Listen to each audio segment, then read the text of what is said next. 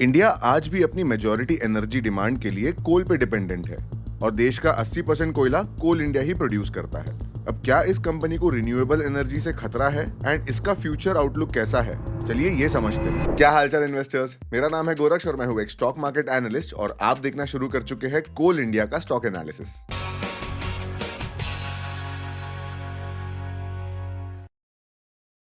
किसी भी stock analysis video को हम 3 सेगमेंट्स में डिवाइड करते हैं। सबसे पहले business analysis, followed by fundamental analysis and then मेरा फेवरेट टेक्निकल एनालिसिस। वैसे तो मैंने इन तीनों ही सेगमेंट्स को टाइम स्टैम्प किया है, बट आई वुड सजेस्ट कि आप इस वीडियो को पूरा देखें। और अगर इस चैनल पे आप न्यू है तो सब्सक्राइब जरूर कर लेना। With that said, let's move to the first segment, that is business analysis of coal India.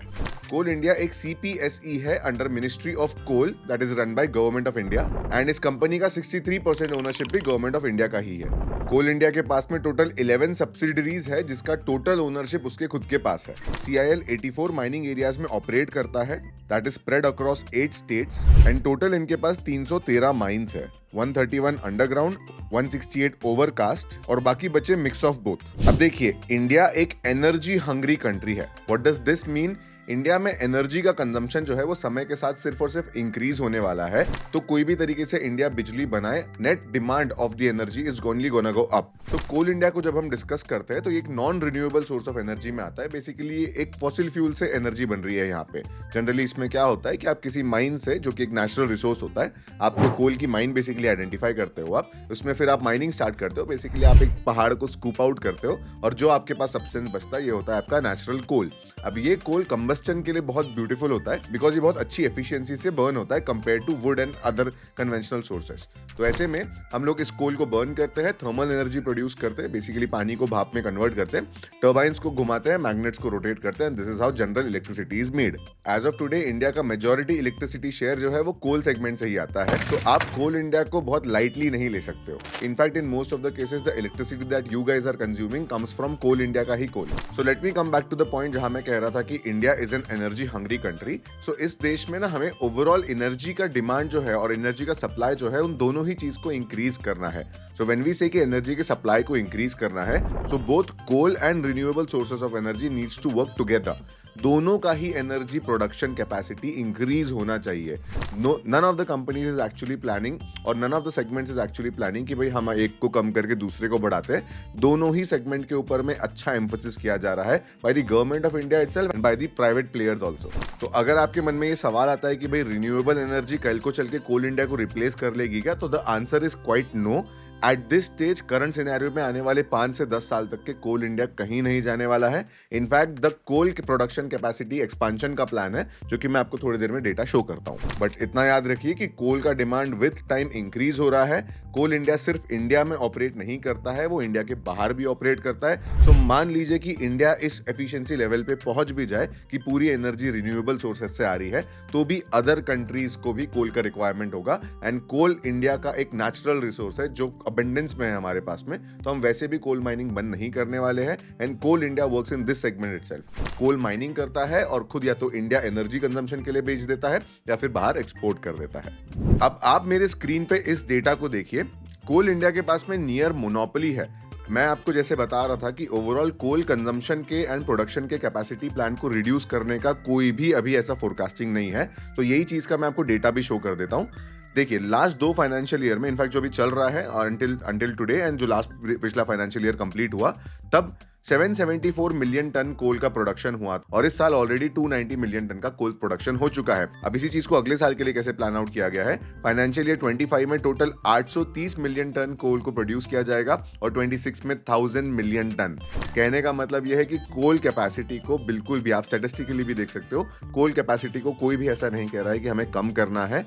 For now India का एनर्जी डिमांड जो है वो बढ़ रहा है, तो उसे मीट करने के लिए कोई भी कॉम्प्रोमाइज नहीं किया जाएगा by the Indian government also. और अगर उनकी जगह आप भी होते तो भी सिमिलर ही स्टेप लेना पड़ता, बिकॉज देश में बिजली कम सप्लाई करना इज नॉट एन ऑप्शन। जितनी ज्यादा इलेक्ट्रिसिटी रहेगी उतना ज्यादा देश तेजी से डेवलप करेगा। This is a fact and as you can see this fact is now backed by data itself कि कैसे कोल प्रोडक्शन कैपेसिटी का एक्सपेंशन प्लान है in next 2 years as well. इसी में एक एडिशनल चीज आप देख सकते हो कि 2020 में इंडियन गवर्नमेंट ने भी कुछ माइंस के कॉन्ट्रैक्ट को लीज आउट किया था प्राइवेट प्लेयर्स को, but still despite that scenario Coal India still enjoys the monopoly.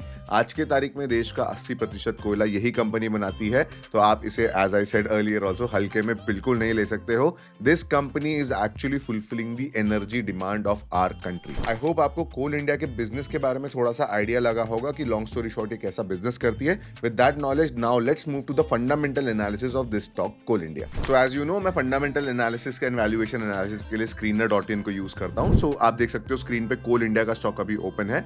Coal India का total market cap 2.5 lakh crore का है, which makes it a large cap mega cap company. काफी अच्छा मार्केट कैप है और of course because it's a monopoly company तो पूरा market share इसी का है। इस स्टॉक का रिटर्न ऑन कैपिटल एम्प्लॉयड बहुत अच्छा है, so this is another positive sign. Growth adjusted valuation PEG ratio जो होता है it is less than 1 which is another positive sign. Company के ऊपर में being such a big capex वाला कंपनी, देखो ये एक ऑपरेशनल, ये एक ऐसा फिजिकल वर्ल्ड में काम करने वाला बिजनेस है जिसको हर स्टेप पे कुछ ना कुछ खर्चा आता है। लेबर कॉस्ट आता है, माइनिंग कॉस्ट आता है, इक्विपमेंट कॉस्ट आता है, ऑपरेशन एंड मेंटेनेंस। इतना ज्यादा जब आप इंफ्रास्ट्रक्चर हेवी बिजनेस कर रहे होते हो तभी भी अगर आपके कंपनी पे कर्जा कम है, डेट टू इक्विटी अगर लो है, it is a very positive sign. So another good point for coal India. As you can see return on equity भी काफी बेटर है स्टॉक का। And one of the most interesting thing, और retail investors को stock इसलिए भी इतना पसंद है, इनफैक्ट सारे इन्वेस्टर्स को स्टॉक इसलिए पसंद है because of its high dividend.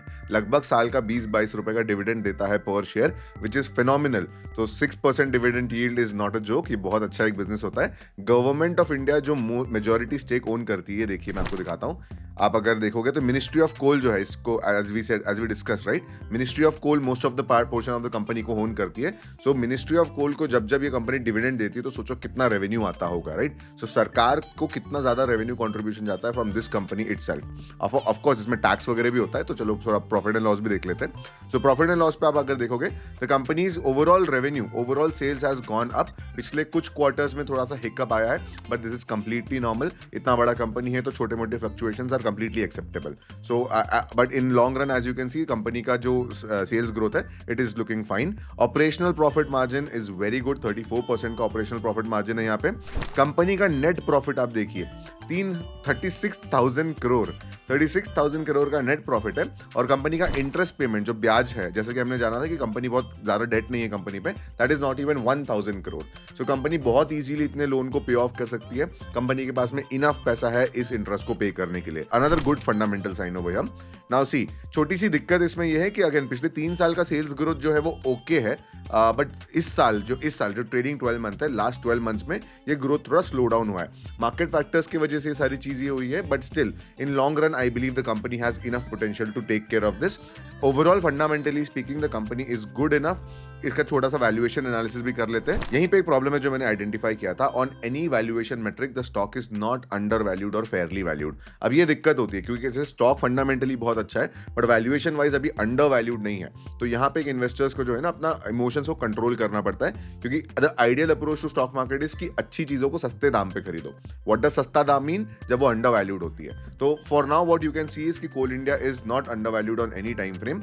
Last 1 year में कंपेयर किया जाए तो it is slightly under valued, but on medium to large time frame, that is 3 to 5 years, the stock is still not undervalued. So this was a quick valuation and fundamental analysis. Now let us move to my favorite analysis, that is technical analysis or the chart analysis.